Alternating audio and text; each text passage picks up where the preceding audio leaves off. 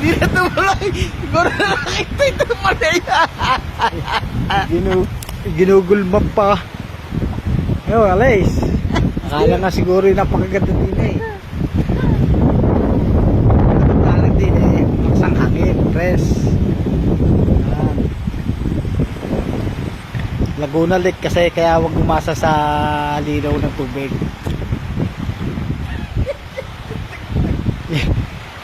Yan yung nag-vlog na maganda raw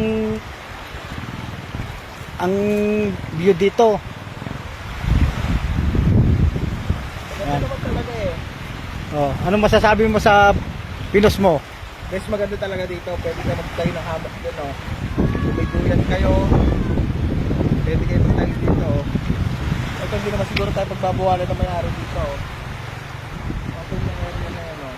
Dito pwede ka magtayo ng tent. Pwede kayo mag-bonfire dyan. Kunting linis na lang to, eh. Anong pwedeng mahuli dito kung sakaling mag-overnight sila dito? Anong pwedeng mahuli nila dito na makakalibre sila ng pang-ulam? Kung marunong silang manghuli ng tilapia, kanduli, meron dyan. Ayungin, meron kaya ayungin ngayon? Ay, meron dyan. Meron dyan. O yan, mga lods.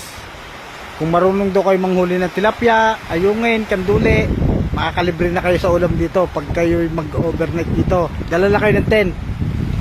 I'm sure na malamok dito. O ayan o. Para patunay na may isda nga dito. Ayan o, may nangangawil. Ayan o, may nangangawil o. Ayun, may nangangawil. Yung lambat na yun, siguro yan yung ipunan nila ng isda. Ayan o.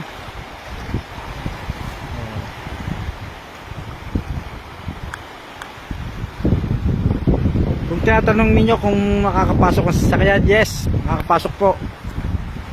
Yun po, kalsada na po yan. Kalsada. Yan, pathway.